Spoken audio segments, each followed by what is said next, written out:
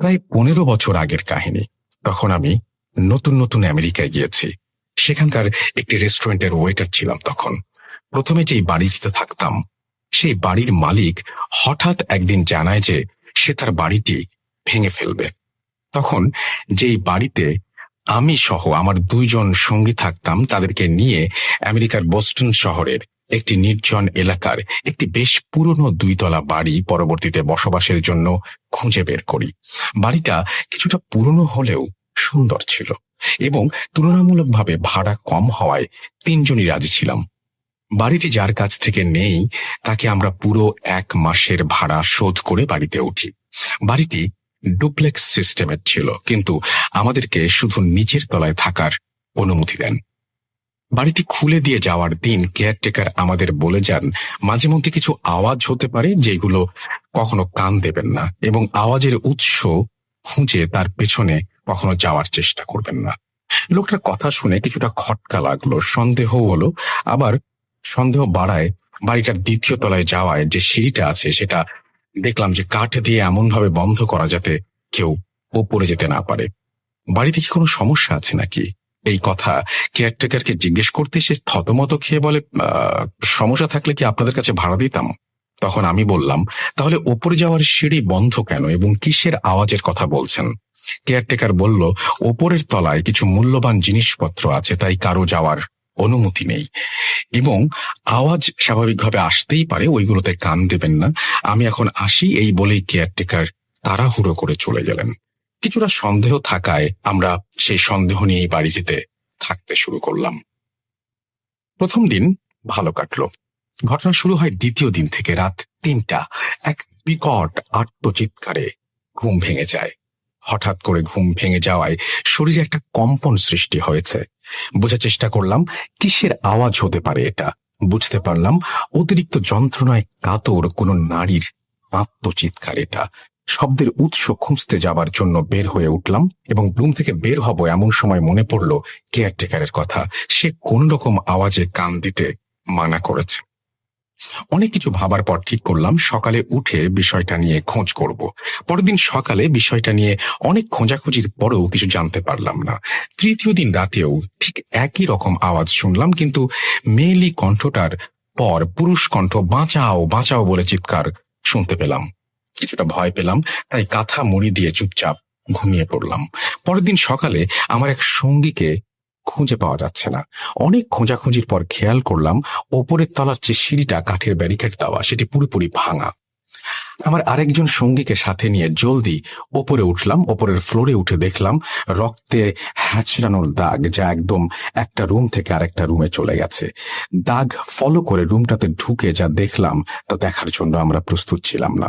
দেখলাম আমার যেই সঙ্গীকে খুঁজে পাওয়া যাচ্ছিল না সে মেঝেতে রক্তাক্ত অবস্থায় পড়ে আছে। আমরা তাড়াতাড়ি তাকে নিচের তলায় নিয়ে এলাম এবং পুলিশ আর অ্যাম্বুলেন্স খবর দিলাম। আমার সঙ্গীর অবস্থা খুবই খারাপ, আইসিইউতে অ্যাডমিটেড হলো। পুলিশ আমাদের জিজ্ঞাসাবাদ করছে। আমি পুরো ঘটনা খুলে বলি।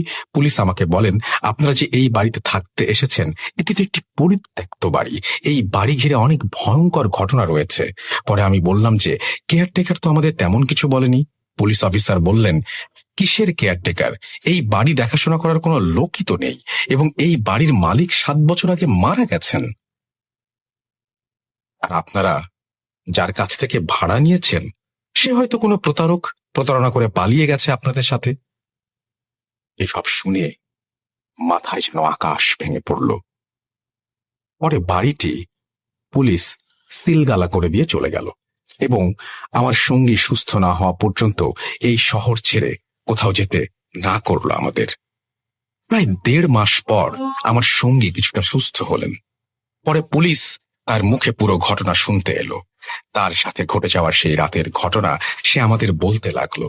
সেদিন রাতে সেও ওই আর্তনাদ শুনতে পায় এবং সেই আওয়াজের উৎস খুঁজতে রুম থেকে বের হয় এবং বুঝতে পারে আওয়াজটি ওপরের তলা থেকে আসছে। সে ওপরের তলায় যাওয়ার সিঁড়ির সামনে যেতেই কেউ একজন গোঙানো আওয়াজ করে বলে, উঠে আমাকে একটু জল দাও।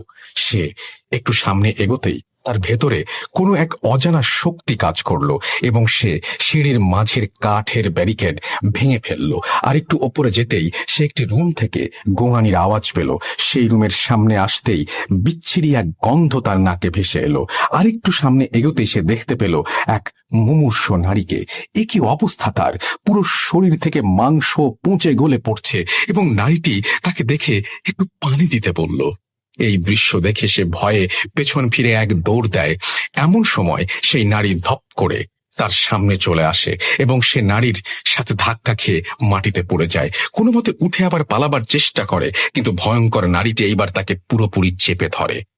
এক প্রকার ধস্তাধস্তি হয় তাদের মাঝে এবং অবয়বটা তাকে হাওয়ায় উড়িয়ে নিয়ে একের পর এক দেয়ালে আঘাত করতে থাকে। ফলে এক সময় শরীর ক্ষতবিক্ষত হয়ে এক পর্যায়ে রক্তাক্ত হয়ে সে জ্ঞান হারায়।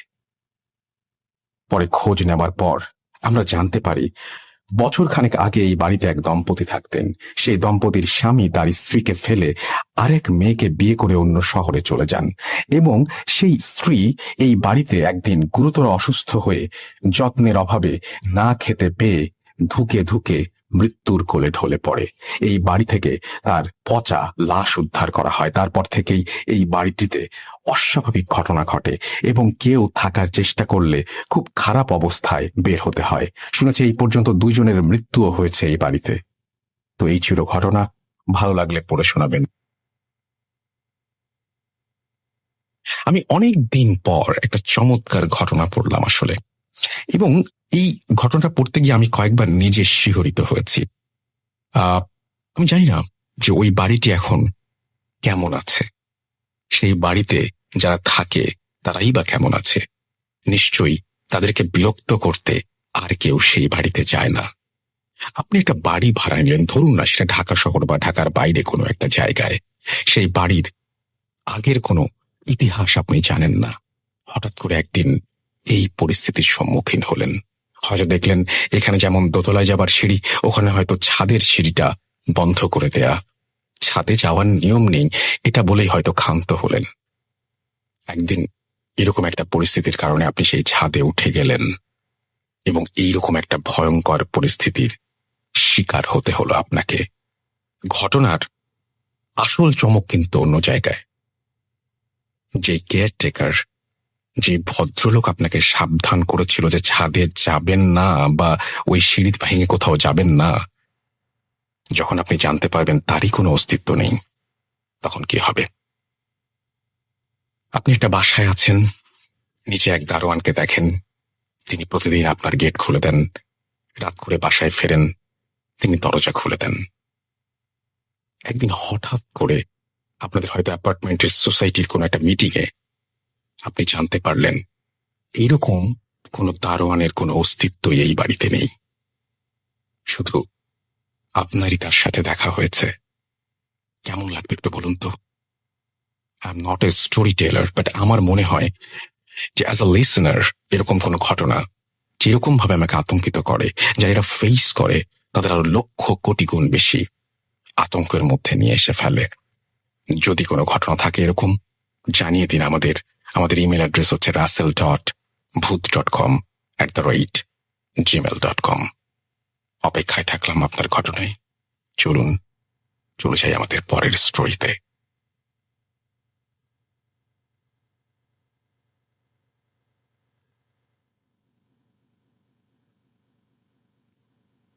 Spirit, be here with me.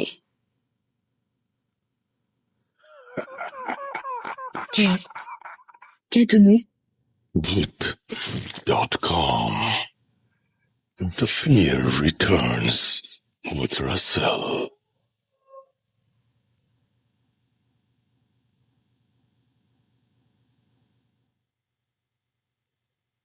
যেভাবে লেখা আছে আমি সেভাবেই পড়ছি। লিখছেন, আসসালামু আলাইকুম রাসেল ভাই, আপনি সবসময় ভালো থাকেন বলেই আপনি কেমন আছেন সেটা জিজ্ঞেস করলাম না। আমার নাম রবিউসানি নুহাস। কিছুদিন আগে একটি ঘটনা পাঠিয়েছিলাম, আপনি সেই ঘটনা পড়ে শুনিয়েছেন বলে আবার ঘটনা পাঠানোর আগ্রহ পেলাম। আজকে আমি আমার ফুফাতো বোনের সাথে ঘটে যাওয়া একটি ঘটনা আপনাদের সাথে শেয়ার করব, ভালো লাগলে পড়ে শোনাবেন। ঘটনা শুরু করার আগে আমার আপুর নামটা বলে নেই। আমার আপুর নাম ইসরাত জাহান সাফিয়া। এটা আমার আপুর সাথে ঘটা একটি ঘটনা। আপু যেভাবে বলেছিল আমি ঠিক সেভাবে বলার চেষ্টা করছি।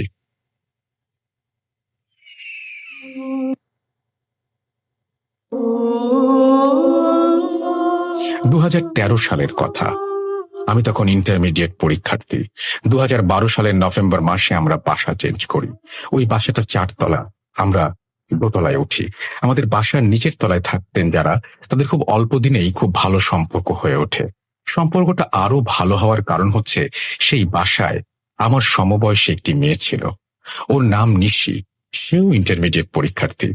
তাই আমাদের ভাবটা জমে উঠেছিল। আমরা বিকেলে প্রায়ই ছাদে উঠে গল্প করতাম। দেখতে দেখতে আমাদের এক্সাম চলে এলো। তখন আর আগের মতো নিয়মিত ছাদে যাওয়া হতো না। পরীক্ষা শেষ হলো, আমি আর নিশি আবার আগের মতো আড্ডা দেওয়ার জন্য ছাদে চলে যেতাম। একদিন গল্প করতে করতে ভূত নিয়ে আমাদের গল্পের মূল বিষয়বস্তু হয়ে ওঠে। ও আমাকে বলল, তুমি জিন বিশ্বাস করো? আমি বললাম, হ্যাঁ করি। কখন তাদের দেখেছো? আমি মাথা নাড়িয়ে না বললাম। এবার আমি হেসে উড়িয়ে দিয়ে বললাম, নিশি তুমি এমন ভাবে জিজ্ঞেস করছো যেন তুমি নিজেই দেখেছো। নিশি বলল, আমি তোমাকে কিছু বলতে চাই। আমি বললাম, আচ্ছা বলো। তখন মাগরিবের আজান দিয়ে দেয়। নিশি বলে, তুমি আমাদের বাসায় 1 ঘন্টা পরে এসো, তোমাকে আমি কিছু বলবো। আমি বললাম, আচ্ছা ঠিক আছে, কাল আসি? নিশি বলল, না আজই। আমার কেমন যেন লাগলো ব্যাপারটা। অনিচ্ছা থাকা সত্ত্বেও বললাম, আচ্ছা আসবো। ওর বাসায় এই প্রথমবার গেলাম। ও সোজা ওর রুমে আমাকে নিয়ে গেল। ছোট্ট একটা রুম, খুব গুছানো। ও আমাকে বসতে বলল। 5-10 মিনিট কথা বলার পর খেয়াল করলাম যতবারই ও আমাকে কিছু বলতে চাচ্ছে দেখি আন্টি উঁকি দিচ্ছে। আমার যতদূর মনে হলো যে আন্টি নিশিকে কারো সাথে মন খুলে কথা বলতে দেন না, কিংবা আন্টির লুকিয়ে কথা শোনার ইচ্ছে হচ্ছিল। যাই হোক, আমি পাত্তা দিলাম না। কথা বলতে বলতে হঠাৎ আমার খুব পানির পিপাসা পেল। ও পানি আনতে অন্য রুমে গেল। এইবার চোখ পড়ল ওর টেবিলের ওপর। দেখলাম একটা পানি ভর্তি বড় বোতল রাখা আছে। আমি বোতলটার মুখ খুলে পানি খেতে যাব, তখনই ওর মা রুমে এসে বলল, ওটা নিশির পানি পড়া বোতল, ওটা ধরো না। উনি হঠাৎ রুমে চলে আসায় চমকে গিয়ে বোতলটা আমার হাত থেকে পড়ে গেল। নিশি এসে বলল, কিছু হবে না, আমি দেখছি। মনে হলো আন্টি আমার উপর রেগে গেলেন। এইবার দরজা লাগিয়ে নিশি আমার পাশে বসলো। আমি বললাম, এই পানি পড়া কিসের জন্য? ও একটু ভেবে বলল, আমার কথা ছাড়ো, বলবো সব। আচ্ছা, তুমি কি রোজ সকালে দড়িতে লাফ দাও? আমি বললাম, হ্যাঁ মাঝে মাঝে। ও আমার হাতটা শক্ত করে ধরে বলে, আর দড়ি লাফ দিও না প্লিজ। আমি জিজ্ঞেস করলাম, তোমার ঘুমের অসুবিধা হয়? তাহলে আমি বিকেলে দড়িতে লাফ দেব।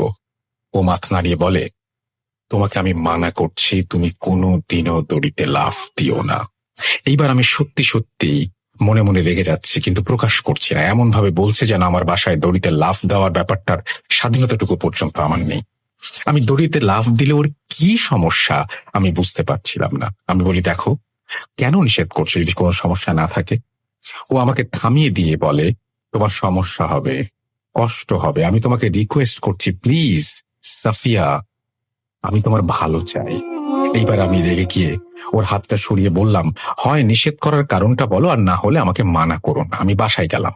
পেছন থেকে অবশ্য ও কয়েকবার ডেকেছিল, আমি পাত্তা দেইনি। রাতে খুব খারাপ লাগছিল। ওর সাথে ওইভাবে কথা বলাটা ঠিক হয়নি আমার। ভেবেছি কাল ছাদে দেখা হলে সরি বলে দেব, কিন্তু ওকে আর আমি পরের দিন ছাদে পাইনি। তাই সোজা তার বাসায় গেলাম। দেখি বাসায় 7 তলায় তালা মারা। মার কাছে শুনতে পাই ওরা গ্রামের বাড়ি গিয়েছে। ভাবলাম তাহলে পরে দেখা করে নিব। এদিকে আবার শুরু করলাম দড়িতে লাফ দেয়া। ভাবলাম ওরা বাসায় নাই, ওদের আর সমস্যা হবে না, ইচ্ছে মতো দড়িতে লাফ দিতাম। হঠাৎ খেয়াল করি আমার কোমরে ব্যথা অনুভব করছি, তাও দড়িতে লাফ দিলাম। ভাবলাম একদিন এক্সারসাইজ না করলে আমার শরীর আরো ব্যথা করবে, কিন্তু না, ব্যথা আমার মোটেও কমছে না। এই ব্যথা যেন যন্ত্রণায় পরিণত হচ্ছে। লুকিয়ে লুকিয়ে প্যারাসিটামল খেতে লাগলাম, না, তাও কমছে না। এমন দিন গেল আমি একদিনে 4-5টা প্যারাসিটামল খাচ্ছি, কিন্তু ব্যথা কমছে না। মা ইদানিং খেয়াল করছেন আমি অসুস্থ হয়ে যাচ্ছি, আগের মতো ছোটাছুটি করতে পারছি না, কেমন যেন নিস্তেজ ভাব। ব্যথা সহ্য করতে না পেরে মার সামনে একদিন কেঁদেই দেই। মা বলে, কাল ডাক্তারের কাছে নিয়ে যাব, ধৈর্য ধরো, রাতটা পার করো কোনো রকম, আমি সকালে উঠে যাব। এ কি, দেখি আমার গায়ে জ্বর, ব্যথার সীমা পরিসীমা যেন বাঁধ ভেঙে ফেলছে। এত যন্ত্রণা আমার আগে হয়নি। আমি একা শুয়ে থেকে আর উঠে বসতে পারছি না। মাকে ডাকলাম। মা এসে আমার এই অবস্থা দেখে ভয় পেয়ে গেলেন। আমাকে মা বসতে সাহায্য করলেন। বিশ্বাস করেন, এত যন্ত্রণা আমার আগে কখনো হয়নি। মনে হচ্ছিল আমার কোমরের হাড় ভেঙে গিয়েছে, ব্যথায় আমার গলা শুকিয়ে যাচ্ছে। টানা 30 মিনিট পর আমি উঠে বসি। মাকে বলি, আমার গলা শুকিয়ে গিয়েছে, আমাকে পানি খাওয়াও। আমি টানা 3 গ্লাস পানি খেয়েছিলাম। আসলে আমার গলা না, আমার যেন আত্মাটাই শুকিয়ে গিয়েছিল। সকাল পেরিয়ে দুপুর হলো। এই ব্যথায় যেন আরো এক নতুন মাত্রা যোগ হলো। যেমনটা আমাদের ঘুমের সময় পায়ের মাসেলের রগের টান পড়লে হয়, ঠিক তেমন। আর সহ্য করতে পারছি না, কিছুক্ষণ পরপরই রগের টান। এদিকে মা তো অস্থির। আমার মামা অর্থোপেডিক্সের ডাক্তার। মা এইবার মামাকে কল দিয়ে বিস্তারিত বললেন। মামা এক্স-রে করে দেখেন, আমার হাড়ে ফ্র্যাকচার হয়নি, তবে এত যন্ত্রণা কিসের মামা বুঝতে পারছেন না। মামার দেওয়া ওষুধে ব্যথা কমছে না। যতক্ষণ ওষুধের পাওয়ার থাকে ততক্ষণ ব্যথা থাকে না। এটা তো আমার চিন্তার বিষয়। এদিকে দিনে দিনে আমার অবস্থা আরো খারাপ হতে লাগলো। বিছানায় বসেই খাওয়া, ঘুম আর ঘরের ভেতরে টয়লেটের ব্যবস্থা করা হয়েছিল। সবটা আমার মা একা করেছিলেন। মা গভর্নমেন্ট স্কুলের হেডমিস্ট্রেস, তাই মাকে সারাদিন কাছে পেতাম না। তখন আরো বেশি মনে হতে লাগলো আমি একা, আর মা ছাড়া আমি একদম চলতে পারবো না। আমার পৃথিবী যেন ধীরে ধীরে ছোট হয়ে আসতে লাগলো। ফেসবুকে দেখি সব ফ্রেন্ডরা বিভিন্ন ভার্সিটিতে ভর্তি হয়ে গিয়েছে। তখন মনটা আরো বেশি খারাপ হয়ে যেত। মনে হতো বন্ধু বান্ধব, আত্মীয় স্বজন সবাই যেন আমাকে ভুলে যাচ্ছে। কেমন একটা একাকিত্ব আমাকে ঘিরে ধরেছে। 20 দিন পরেও যখন আমার সুস্থতার কোনো আলামত পাচ্ছিলাম না, তখন মামার পরামর্শে অন্য এক ডাক্তারের কাছে যাই। উনি আমাকে এমআরআই করতে দেন। আমি তো হাঁটতেই পারি না, তাই আমাকে হুইল চেয়ারে করে এমআরআই করানো হয়। হুইল চেয়ারে বসে মনে হচ্ছিল, এটাই যদি আমার লাইফ হয় তাহলে কি হবে? আমি তো বেঁচে থাকতে পারবো না, আমি বেঁচে থেকেও মরে যাব। যাক, ডাক্তার আমাকে ওষুধ দিলেন। উনি বললেন ভালো হয়ে যাবে। আমার বিশ্বাস হয়নি, তাই কেঁদে দিলাম ডাক্তারের সামনেই।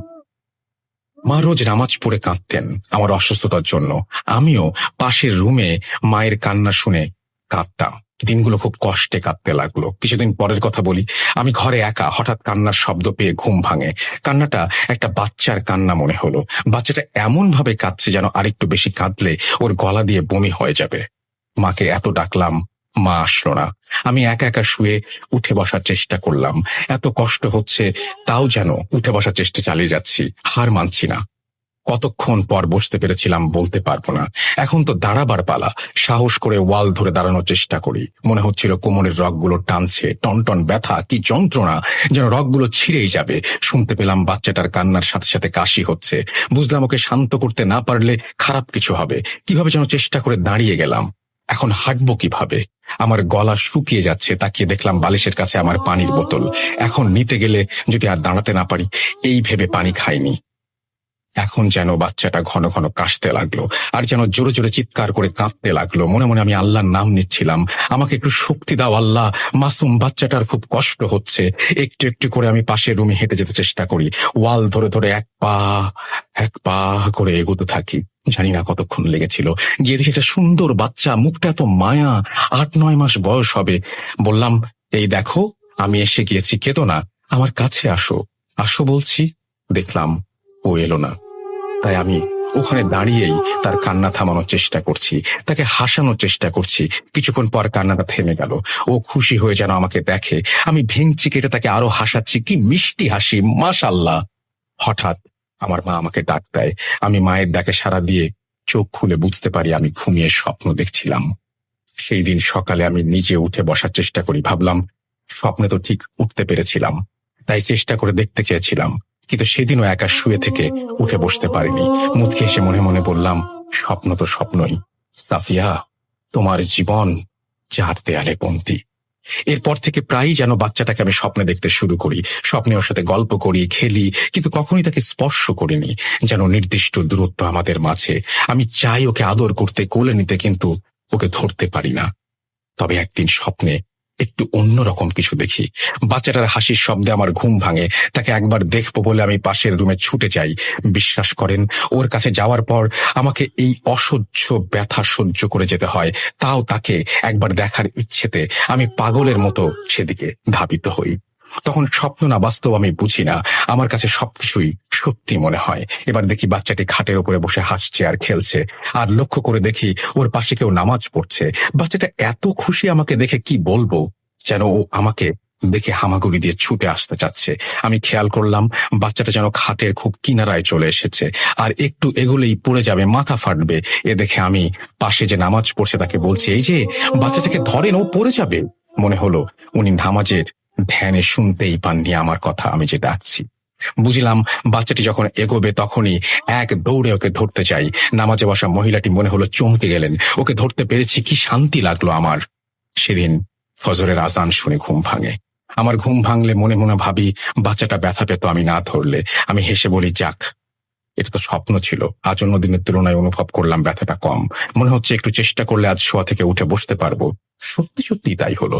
ধীরে ধীরে ব্যথাটি কমতে লাগলো। ৩-৪ দিনের মধ্যে আমি একা একা বসতে পারি, সাথে একটু চেষ্টা করে দাঁড়াতেও পারি।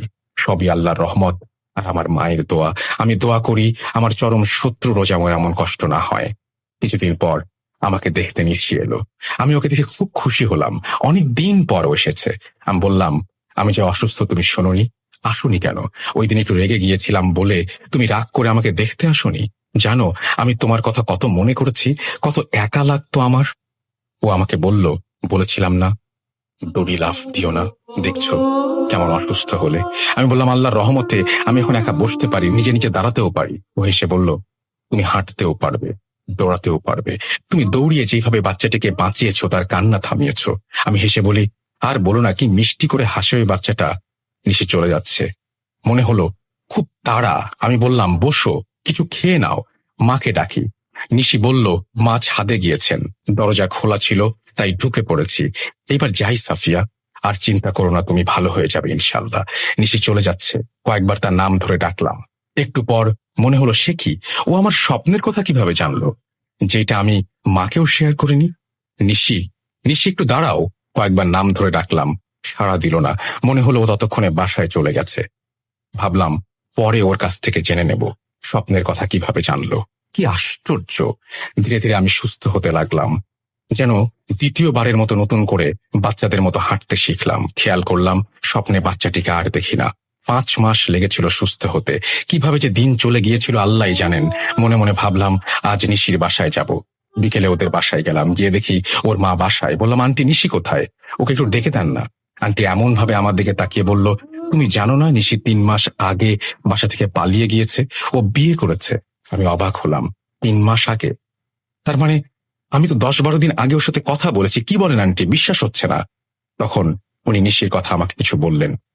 আমার প্রশ্ন হলো, সেই দিন তাহলে আমি কার সাথে কথা বলেছিলাম? সেই দিন কে আমার পাশে ছিল? সব যেন এলোমেলো লাগলো। মনে মনে ভাবলাম, ওর সাথে যদি আবার কোনোদিন দেখা হয় তাহলে ওকে জিজ্ঞেস করব, ও কেন আমাকে দড়িতে লাফ দিতে মানা করেছিল। আমি যে অসুস্থ হব সেটা কিভাবে জানতো? আমার স্বপ্নের কথা কিভাবে জানলো? কিভাবে আমার বাসায় এসেছিল? অনেক অনেক প্রশ্ন জমে আছে। এই ছিল আমার ঘটনা। সেই দিন নিশির মায়ের সাথে কথা বলে নিশির পানি পড়ার কথাও জানতে পেরেছিলাম। নিশির জীবনের কথা শুনতে আগ্রহী হলে আমি শোনাবো। তবে বলে রাখি, এরপর ওর সাথে আমার আর কখনো দেখা হয়নি, কারণ আমরা 2-3 মাস পরে বাসা বদলাই।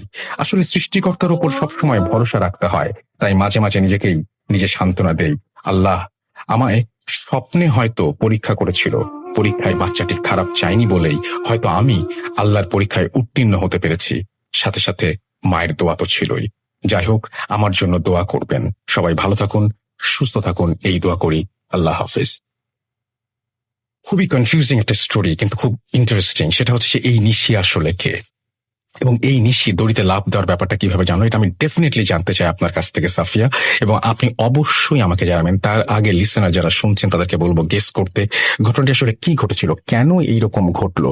এই মেয়েটি বলল আর জীবনে এত কিছু ঘটলো, এটা আপনার সাথে ঘটলে আপনার কেমন লাগতো একটু ভেবে দেখুন। জানতে চাই নিশির এই ঘটনার কোনো ব্যাখ্যা আপনার কাছে আছে কিনা।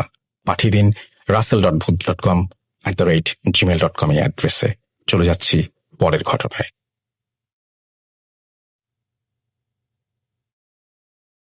Spirit, be here with me.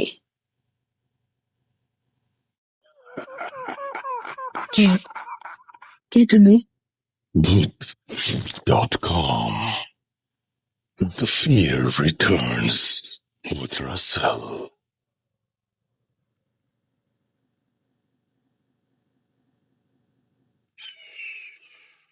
আসসালামু আলাইকুম রাসেল ভাই এবং আসসালামু আলাইকুম লিসেনার্স। আমি মোহাম্মদ জুবাইর ইসলাম। আমার বাড়ি সিরাজগঞ্জ সদরে কোনো একটা গ্রামে। তো আমি আজকে আপনাদের সামনে যে ঘটনাটা শেয়ার করব সেটা কতটা হয় সেটা আমার জানা নেই, তবে একটা সত্যি ঘটনা।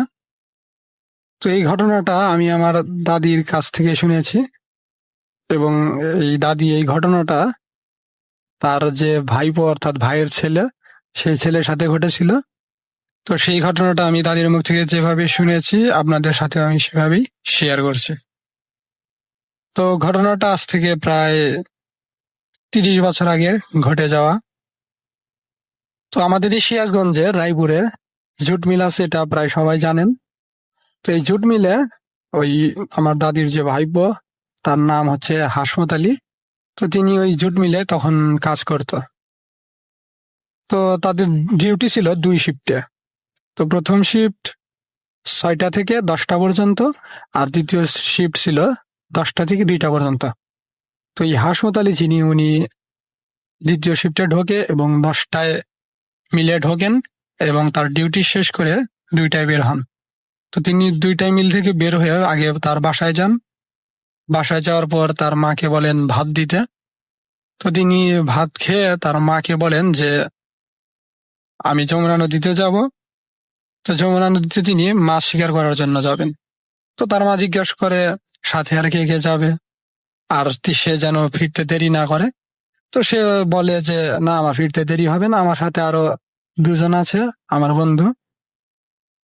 তো সেই বলে বাড়িতে থাকা, আমাদের এলাকায় ওটাকে বলে তৈরা জাল, অথবা অন্যান্য এলাকাটাকে ঝাঁকি জালও বলে থাকেন। তবে শুদ্ধ কোনটা সেটা আমার জানা নেই, আমি সেটাকে তৈরা জালই বললাম। তো তিনি তৈরা জাল নিয়ে তার 2 বন্ধুকে সাথে নিয়ে যমুনা নদীতে চলে যান মাছ শিকার করার জন্য। তো মাছ শিকার করার জন্য তারা প্রথমে নদীর যে মূল ঘাট, অর্থাৎ আমাদের এখানে মতিন সাহেবের ঘাট বলে ওইটাকে, তো এই মতিন সাহেবের ঘাটে পৌঁছান এবং সেখানে পৌঁছে এই আমার দাদির যে ভাইপো অর্থাৎ হাসমত আলী, তিনি ওই নদীর উত্তর দিকে রওনা দেন। অর্থাৎ তৈরা জাল দিয়ে খেওয়াইতে খেওয়াইতে তিনি উত্তর দিকে রওনা দেন এবং তার যে 2 বন্ধু, তারা 2 জন দক্ষিণ দিকে রওনা দেন। তো এইভাবে তারা বেশ কিছুক্ষণ খেওয়াতে খেওয়াতে হাসমত আলী উত্তর দিকে চলে যান এবং তার বন্ধুরা দক্ষিণ দিকে চলে যায়। তো হাসমত আলী খেওয়াচ্ছিলেন তৈরা জাল দিয়ে, কিন্তু কোনো মাছ উঠছিল না। তিনি খুব হতাশ হয়, মাছ ওঠে না। এদিকে তার বন্ধুরাও তার থেকে অনেক দূরে, ডাকলে শুনতে পাবে না। তো হাসমত আলী খেওয়াতে খেওয়াতে তিনি দেখেন যে একটা মিষ্টি আলু নদীর পানি দিয়ে ভেসে যাচ্ছে। তো মিষ্টি আলুটা বেশ বড় সড়ো, দেখতে ভালোই ছিল। তো তিনি করেন কি, ওই মিষ্টি আলুটা পানির ভেতর থেকে তুলে পানিতে মিষ্টি আলুটা ধুয়ে 2-1 কামড় খান। খেয়ে তেমন ভালো না লাগায় মিষ্টি আলুটা আবার পানিতে ফেলে দেন। তো মিষ্টি আলুটা পানিতে ভাসতে ভাসতে চলে যায়।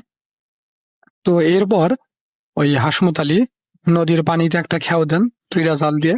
তো এইবার খেও দেওয়ার পর তিনি জাল যখন গোটাচ্ছিলেন, তো তখন তিনি জালে একটা ভার কিছু অনুভব করলেন। তো তিনি এবার হতাশ থেকে আশায় ফিরলেন, ভাবলেন যে এবার হয়তো জালে কোনো বড় সড়ো একটা মাছ ধরা পড়েছে। তো হ্যাঁ, তিনি যখন টেনে টেনে পাড়ে তুলছিলেন জালটা, দেখলেন যে হ্যাঁ, একটা বড় সড়ো বোয়াল মাছ। তো ওজন প্রায় 20-25 কেজি হবে, এইরকম আকৃতির একটা বোয়াল মাছ। তো তিনি জালটা গুটিয়ে গুটিয়ে পাড়ে তুলছে। তো তিনি দেখলেন যে এই মাছটা তিনি একা তুলতে পারবেন না, মানে হয়তো তুলতে পারবেন, কিন্তু জাল থেকে যখন মাছটা ছাড়াবেন যদি লাফ দিয়ে বের হয়ে যায়। তো তাই তিনি তার যে 2 বন্ধু ছিল দক্ষিণ দিকে গেছে, তাদের 2 জনকে ডাকার চেষ্টা করেন, কিন্তু তারা তার থেকে অনেক দূরে থাকা, তারা তার ডাক শুনতে পায় না। তো তিনি একাই জালটা উপরে তুলে জাল থেকে মাছটা ছাড়ানোর চেষ্টা করেন। তো জালের সাথে মাছটা পেঁচানো ছিল। তো তিনি একদিক থেকে জালের প্যাঁচটা ছাড়াতে ছাড়াতে মাছের দিকে যাচ্ছিলেন। তো যখনই তিনি ওই মাছের কাছে পৌঁছান, তখনই মাছটা জাল থেকে ছাড়িয়ে নিজেকে ছাড়িয়ে ওই মাছ, বোয়াল মাছটা ওই হাসমত আলীর বুকে জোরে একটা আঘাত করে এবং আঘাত করে ওই মাছটা পানির ভিতরে চলে যায়। তো মাছটা যে বুকে আঘাত করে তিনি অনেক ব্যথা পান, কতক্ষণ নদীর পাড়ে মাটির উপর শুয়ে থাকেন। শুয়ে থেকে কিছুটা দম নিয়ে তিনি আবার ওঠেন। এত বড় একটা মাছ তাহলে ধরা পড়েছিল, তারপরে আবার ছুটে যায়। তো তিনি আফসোস করেন। তো আফসোস করার পর তিনি আবার জাল নিয়ে আবার পানিতে খেওয়াতে থাকেন, কিন্তু না, আর কোনোভাবেই ওই মাছটাকে ধরতে পারেন না। তো তিনি জাল হাতে নিয়ে নদীর পাড় দিয়ে হাঁটছিলেন আর ওই মাছটাকে খুঁজতে থাকেন। তো দেখেন মাছটা পানির ওই পাড়েই আছে। তো তিনি মাছটাকে লক্ষ্য করে আবার জাল ফেলেন মাছের উপরে, কিন্তু না, মাছ কোনোভাবেই ধরা পড়ছিল না। তো এইভাবে কয়েকবার চেষ্টা করেন, এদিকে প্রায় সন্ধ্যা হয়ে আসে। তো তাই নিয়ে জাল নিয়ে তার বন্ধুদেরকে কাছে গিয়ে বাড়িতে চলে আসে। তো বাড়িতে চলে আসার পর তার অনেক জ্বর ওঠে, অস্বাভাবিকভাবেই অতিরিক্ত শরীর অনেক গরম হয়ে যায়, জ্বর ওঠে। এবং জ্বর ওঠার এক পর্যায়ে তিনি নিজেই নিজের জিহ্বা, ঠোঁট, দাঁত দিয়ে কামড়াতে থাকেন। তো এই অস্বাভাবিক লক্ষণ দেখে বাড়ির সবাই তো চিন্তিত হয়ে পড়ে, কি হলো। তো সবাই ভাবে যে ডাক্তারের কাছে নিয়ে যায়। তো তাকে রিকশায় করে আমাদের সিরাজগঞ্জ সদর হাসপাতাল আছে বর্তমানে, যেটা বঙ্গমাতা শেখ ফজিলাতুন্নেসা মুজিব হসপিটাল, সেখানে নিয়ে যাওয়া হয়। তো ডাক্তার দেখে কোনো রোগ বা অসুখ ধরতে পারেন না, কোনো ওষুধও দেন না। তো তারা তাকে হাসপাতাল থেকে বাড়িতে নিয়ে আসে। তো বাড়িতে নিয়ে আসার পর বাড়ির মুরব্বী কয়েকজন বলে যে এটা কবিরাজ নিয়ে আসা।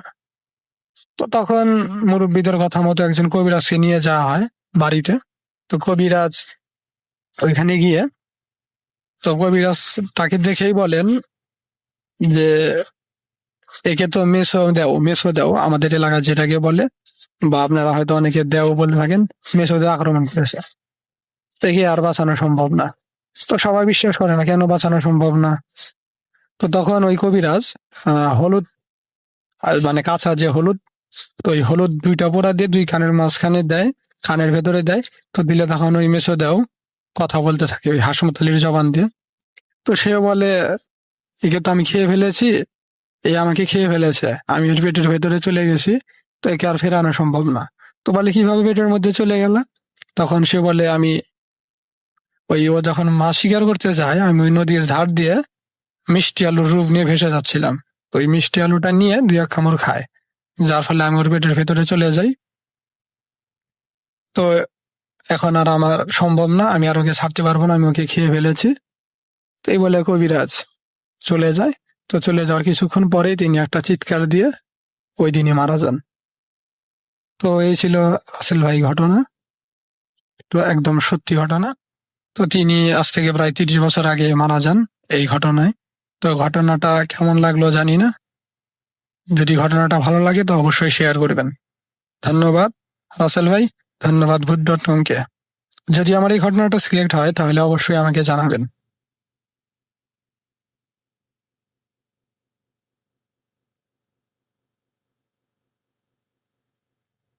Spirit, be here with me.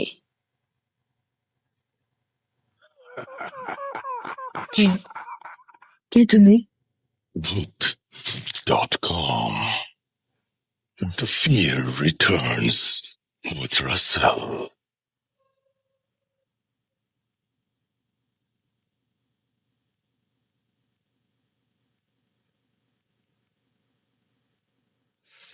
Yes, শুনছেন ভূত.com এবং আমি আশা করছি যে আপনারা সবাই এনজয় করছেন। আরো ঘটনা রয়েছে, সুতরাং কেউ কোথাও যাবেন না। Thank you very much. আমরা চলে যাব আমাদের পরবর্তী স্টোরিতে। আশা করছি এই ঘটনাটি আপনাদের ভালো লাগবে এবং আমাদের সঙ্গে পুরোটা সময় থাকবেন। চলুন কথা না বাড়িয়ে সরাসরি চলে যাই পরবর্তী ঘটনায়। Spirit, be here with me.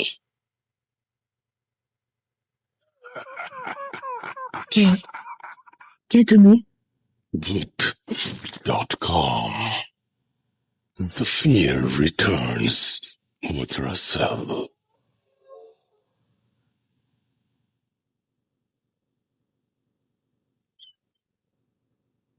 আসসালামু আলাইকুম রাসেল ভাই এবং সকল লিসেনার্স। আশা করছি সবাই ভালো আছেন এবং সুস্থ আছেন।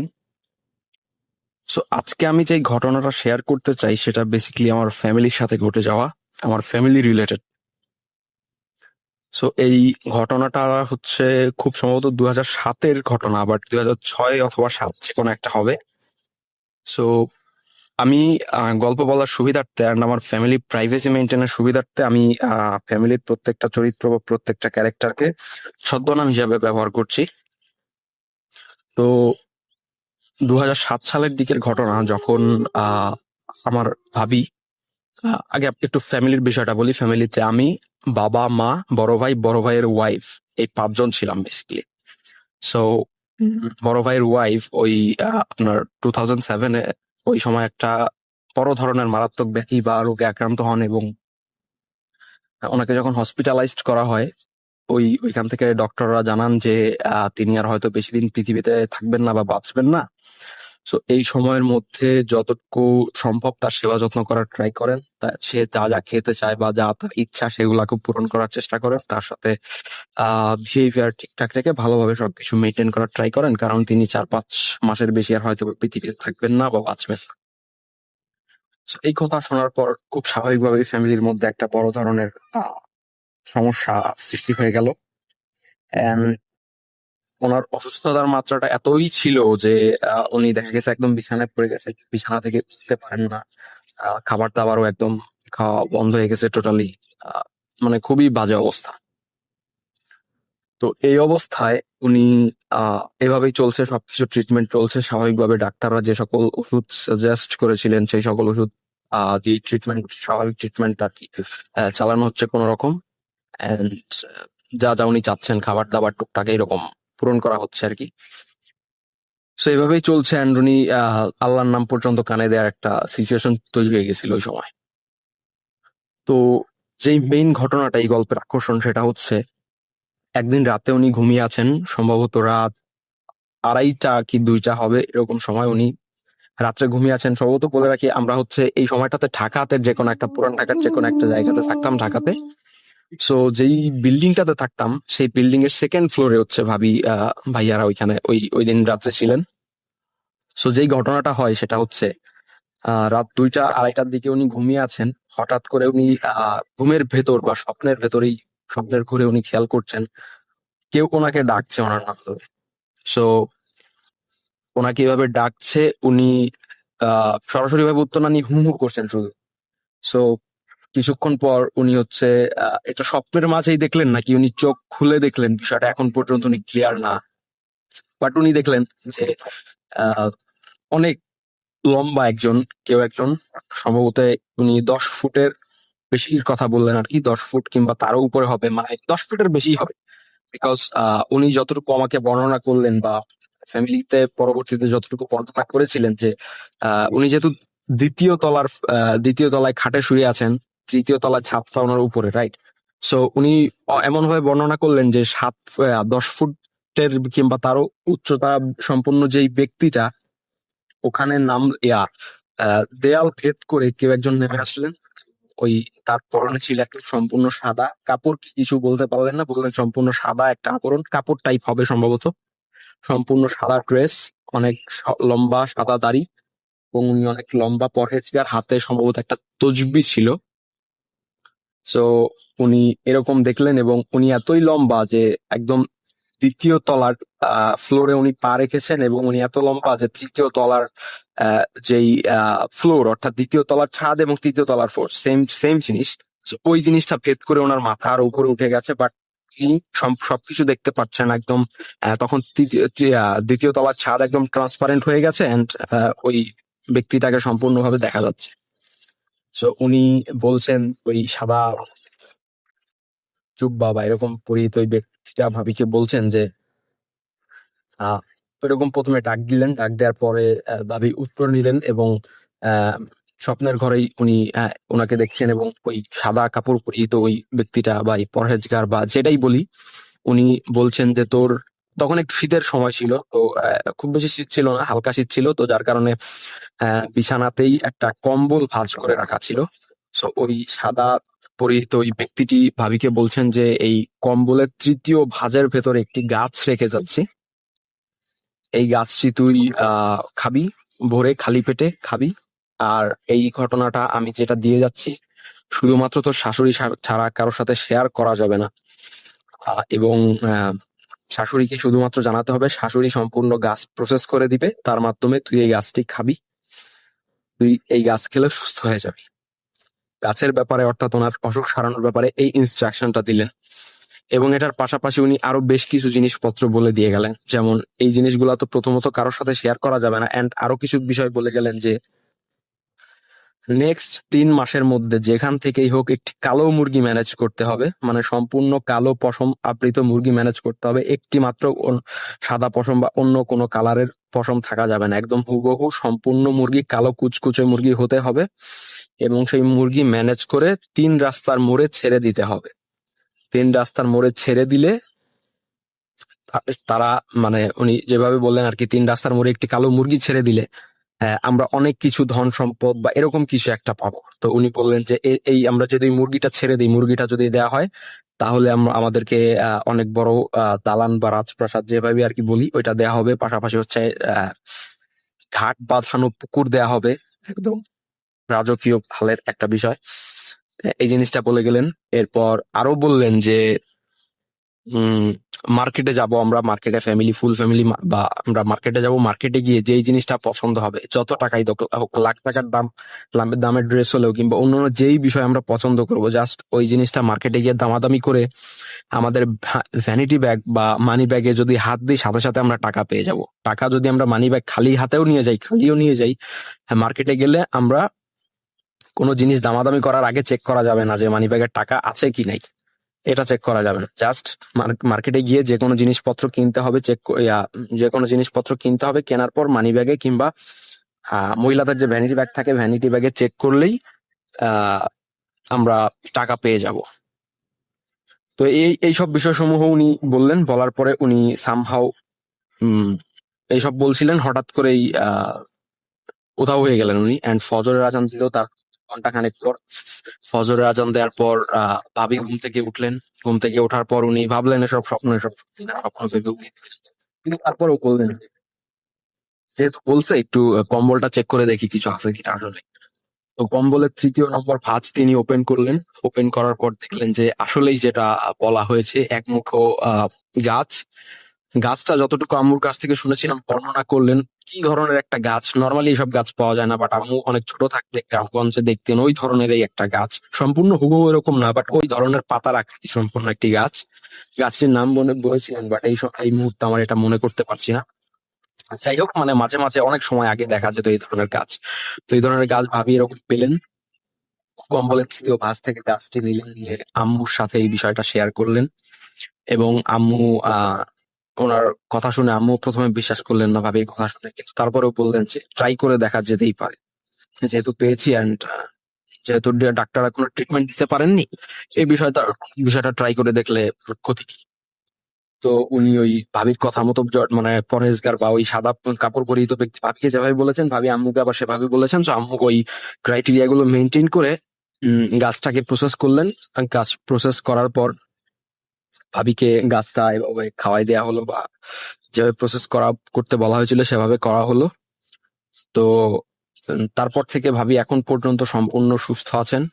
2007 সালের ঘটনা, এখন 2021 সাল, এখন পর্যন্ত ভাবি সম্পূর্ণ সুস্থ আছেন আলহামদুলিল্লাহ।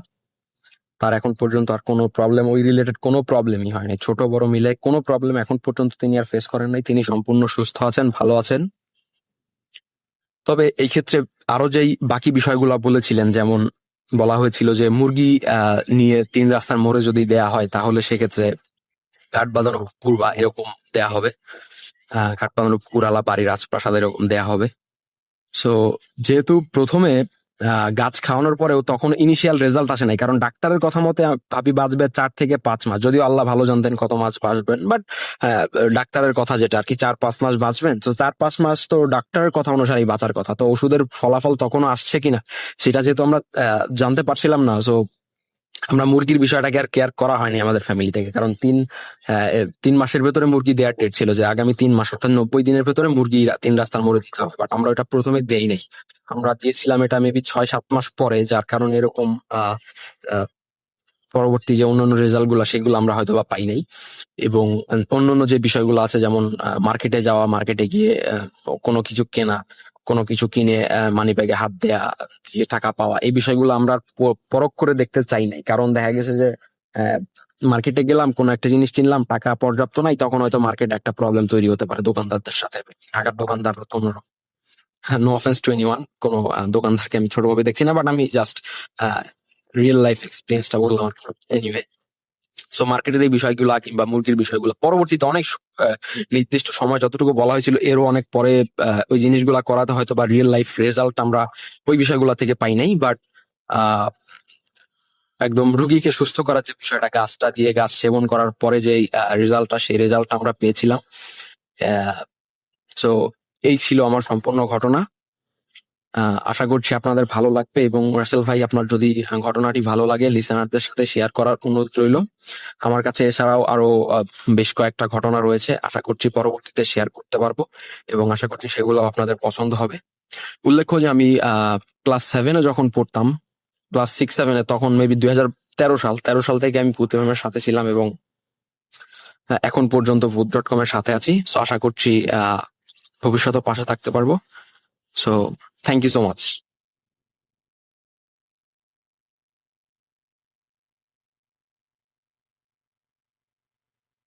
আমরা চলে যাব আমাদের আজকের শেষ ঘটনায়। আশা করছি এই ঘটনাটি আপনাদের ভালো লাগবে। যদি ভালো লাগে তাহলে তো খুবই ভালো, না ভালো লাগলে আমাকে গালি দিয়েন 2টা। বাট যিনি পাঠিয়েছেন, তিনি কষ্ট করে পাঠিয়েছেন, তাকে আমার পক্ষ থেকে অনেক অনেক ধন্যবাদ। চলুন আমরা শুনে আসি আমাদের পরবর্তী ঘটনা। Spirit, be here with me.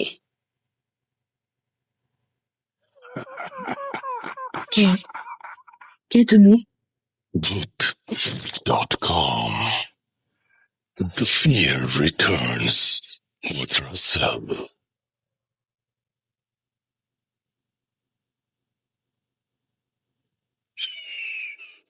আসসালামু আলাইকুম রহমতুল্লাহ।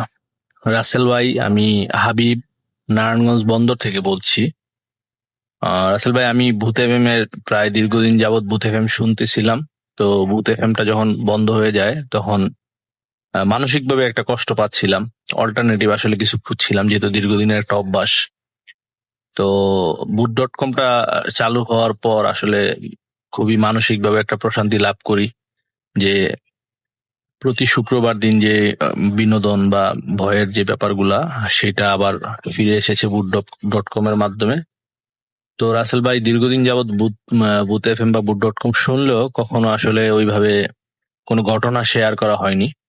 তো ছোটবেলা থেকে যেহেতু অতি প্রাকৃতিক বিষয়গুলোর সাথে একটা সম্পর্ক বলা যায়, আগ্রহ বলা যায় থাকার কারণে, তো জীবনের এই সময় পর্যন্ত ঘটে গিয়েছে অনেক ঘটনা পরিবার, পরিজন, পরিচিত জনের সাথে, এবং এই ধরনের ঘটনা শোনা, কালেক্ট করা, এগুলিও ছিল এক ধরনের আগ্রহের বিষয়ের মধ্যে।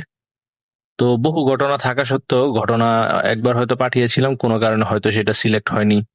আরেকবার আপনার এক রিলেটিভের কাছ থেকে আপনার নাম্বার নেওয়ারও চেষ্টা করেছিলাম, সেটাও হয়তো কোনো কারণে নেওয়া হয়নি। তো যাই হোক, সেই দিকে কথা লম্বা না করে আমি বলা যায় এক ধরনের নিজের চোখে দেখা একটি ঘটনা আজকে আপনাদের সাথে শেয়ার করতে যাচ্ছি। ঘটনাটা আজ থেকে প্রায় 8-9 বছর আগের কথা। আমাদের বন্দরের চৌধুরী বাড়ি একটা এলাকা আছে, সেখানে কাজীবাড়ি পাশেই, কাজীবাড়ি একটা স্কুল, মসজিদ এবং একটা পুকুর আছে। তো আমার ছোট ফুপির বাসা সেখানে হওয়ায় আমরা মাঝে মধ্যে গেলে, আমার এক ফুফাতো ভাই আছে, আমরা একসাথে ওইখানে বসতাম, গল্প করতাম, এটা আমাদের অভ্যাস ছিল।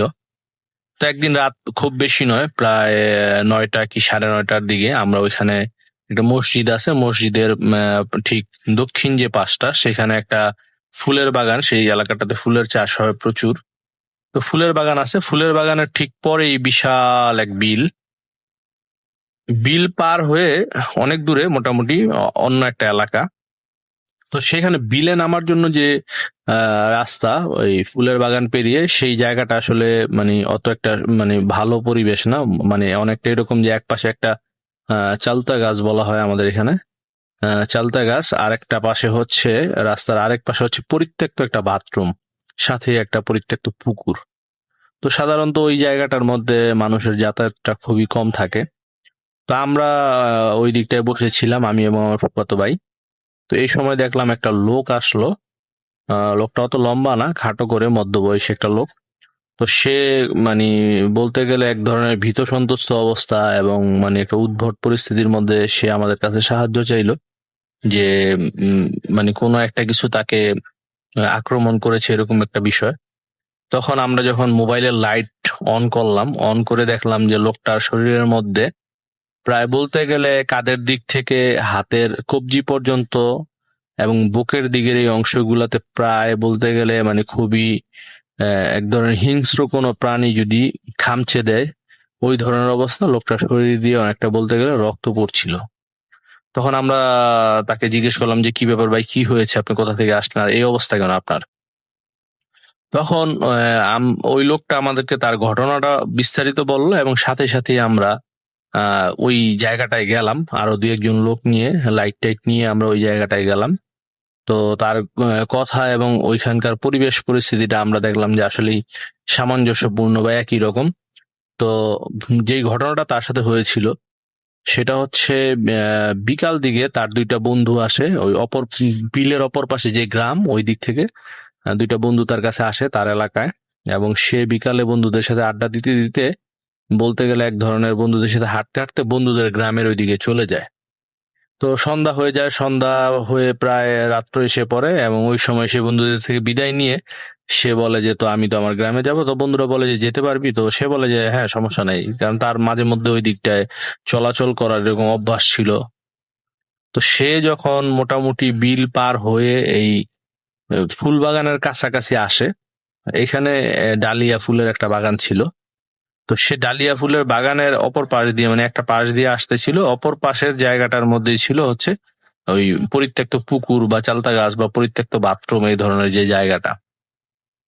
তো সে যখন এদিকে আসে সে লক্ষ্য করে চাঁদের আলোতে যে ওইখানে পুকুরের পাড়ে একটা লোক বসা, মানুষের মতোই অবয়ব একটা লোক বসা, পিছন দিক দিয়ে লোকটা বসা। তো তখন সে মনে করে যে হয়তো তার পরিচিত পরিজন কেউ হয়তো একা একা বা তার কোনো বন্ধু এখানে বসে আছে। তখন সে চিন্তা করে বন্ধুর সাথে একটা সিগারেট খাওয়া যায়। সে ডাক দেয়, দূর থেকে ডাক দেয় যে কে এখানে বসে আছেন। তো কোনো কথা টথা আসে না। তো সে কয়েকবার যখন ডাক দেয় খুব জোরে জোরে সে ডাকাডাকি করে, এই কে, কথা শুনতে পাচ্ছেন না, পরিচয় দেন। তখন ওইখানে বসে থাকা ওই অবয়বটা অনেকটা তার দিকে মানে বডিটা স্বাভাবিক রেখে মাথাটা ঘুরে তার দিকে তাকায়। যখন তার দিকে তাকায় সে চাঁদের আলোতে যেটা দেখতে পায় যে খুবই বিকট এবং খুবই খুবই ভয়ঙ্কর একটা মানে অবয়ব বা একটা ফেস, যেটা সে তার জীবনে কখনো সে দেখেনি এবং যেটা যেরকমটা সে কখনো কল্পনাও করেনি। এইরকম একটা বীভৎস এবং ভয়ঙ্কর একটা ফেস, একটা লোক সেখানে বসা, এবং সেটা তার দিকে খুবই রাগান্বিত একটা দৃষ্টিতে তার দিকে তাকায় এবং এক ধরনের বলতে গেলে ওইখান থেকে বসে সে যেটা বলে যে ওই অবয়বটা ওইখানে বসেই মানে তার হাতটাকে প্রসারিত করে দেয় এবং সে তার থেকে প্রায় বলতে গেলে প্রায় 20 ফিট দূরে ছিল। ওই অবয়বটা ওইখানে বসে 20 ফিট দূর থেকে তাকে ধরে হাত বাড়িয়ে তাকে ধরে টেনে হিচড়ে তার কাছাকাছি নিয়ে যায় এবং তাকে যখন ডালিয়া ফুলের বাগানের মধ্য দিয়ে টেনে নিচ্ছিল, আমরা যখন ওইখানে যাই দেখি যে ওই ফুলের এই একটা মানে একটা মানুষকে যদি ফুল বাগান দিয়ে টেনে হিসড়ে নেওয়া হয় ওইখানগুলার গাছগুলা যেরকম মানে নুয়ে পড়ার কথা, ঠিক ওই জিনিসটাই দেখতে পাই। তাকে যে এখান দিয়ে যে টেনে হিসড়ে নেওয়া হয়েছে সেই জিনিসটা ওইখানে আমরা যে প্র্যাকটিক্যালি সাথে সাথেই দেখি। তখন তাকে টেনে হিসড়ে যখন ওই অবয়বটা তার কাছাকাছি নেওয়ার পরে তাকে টানা হেঁচড়া শুরু করে ওই পরিত্যক্ত পুকুরে নামানোর জন্য। তো সেও এক ধরনের খুব সাহসী মানুষই ছিল, শক্তিও ছিল যথেষ্ট। সে ওইটার সাথে খুব ধস্তাধস্তি করে এবং সে বুঝতে পারে যে আমি আসলে কোনো খারাপ একটা জিনিসের খপ্পরে পড়ে গেছি, এখন আমাকে বাঁচার জন্য চেষ্টা করতেই হবে, হাল ছেড়ে দিলে চলবে না। সে যথেষ্ট চেষ্টা করে ওইটার সাথে ধস্তাধস্তি করে, কিন্তু সে ওইটার সাথে কোনোভাবেই পেরে উঠছিল না। ধস্তাধস্তির এক পর্যায়ে তার শরীরে এক ধরনের বলতে গেলে মানে তার শরীর নিস্তব্ধ হয়ে আসে, শরীর থেকে শক্তি কমে যায়। তখন একেবারে শেষ মুহূর্তে যে ছিল পুকুর পাড়ের যে জমির যে আইল থাকে এই আইলের মধ্যে সে ধরে আটকে থাকে, আর পা ধরে ওইটা তাকে পানিতে নামানোর জন্য, হয়তো এখানে মেরে ফেলার জন্য এইভাবে নামানোর চেষ্টা করে। তখন তার ভিতরে একটা মানে খেয়াল আসে যে আসলে আমি তো এটার সাথে শক্তিতে কোনোভাবে পারতেছি না। তখন তার ভিতরে এই খেয়ালটা আসে যে আসলে আমি তার সাথে শক্তিতে পারবো না। তখন তার মনে আসে যে দোয়া দুরুদ গুলা আছে আমাদের, সে সূরা ইখলাস, সূরা ফাতিহা এগুলা পড়তে থাকে। মনের মধ্যে যেই দোয়াগুলো আসতেছিল সেগুলাই সে জোরে জোরে জোরে জোরে পড়তে থাকে। এবং সে বলে যে যখন সে দোয়া পড়তে থাকে একটা পর্যায়ে ওই জিনিসটা তাকে ছেড়ে দেয়, এবং সে দেখে ওইটা তাকে ছেড়ে দিয়ে তার থেকে একটু দূরে অবস্থান করে। তখন সে জোরে জোরে দোয়া পড়তে থাকে এবং দেখে যে সেই জিনিসটা আস্তে আস্তে আস্তে আস্তে তার থেকে মানে বলতে গেলে মানে অনেকটা লাফ দিয়ে দিয়ে মানে এক একটা লাফ অনেকটা এরকম যে কয়েকশো ফিট, এক লাফে সে কয়েকশো ফিট জায়গা অতিক্রম করে। এইভাবে তার থেকে ওইটা দূরে চলে যায়। এবং সে ওইখান থেকে পরে ওইখান থেকে ফিরে আসে এবং আসার পথেই আমাদের সাথে সাক্ষাৎ হয় এবং আমরা ওইখানে যাই। যাওয়ার পর যেটা দেখি যে ওইখানে যে জমির ফুলের যে জমিটা আছে ওইটার চারদিকের যে বাঁশ দিয়ে আপনার বাউন্ডারি করা, বাউন্ডারি গুলো ওই জায়গায় ভাঙা, এবং ডালিয়া ফুলগুলা একটা জায়গায় তাকে যে টেনে হিসড়ে আনা হয়েছে সেইটা ওইখানে ওইভাবে নুয়ে পড়েছে। এবং মাটির মধ্যে অনেক খামচা খামচির যে দাগগুলা তার শরীর, এবং মাটির মধ্যে অনেক খামচির যে দাগগুলা একদম স্পষ্ট ওইভাবে ছিল। ওই অবস্থায় আমরা প্রায় 3-4 জন ওইখানে যাই এবং জিনিসগুলা দেখি। এবং এই ছিল রাসেল ভাই আমার আজকের ঘটনা। তো যদি সময় হয় ইনশাল্লাহ আরো অনেক ঘটনা এরকম আছে নিজের প্রত্যক্ষ করা বা নিজের কাছের মানুষদের থেকে শোনা। ইনশাল্লাহ যদি সুযোগ হয় অবশ্যই আবার শেয়ার করব আপনার সাথে। ধন্যবাদ রাসেল ভাই। আমার ঘটনা যদি ভালো লাগে ইনশাল্লাহ প্রচার করবেন, আর ভালো থাকবেন। শুভকামনা রইল boot.com এর সকল লিসেনারদের জন্য। আমার জন্য দোয়া করবেন। আসসালামু আলাইকুম ওয়া রাহমাতুল্লাহ।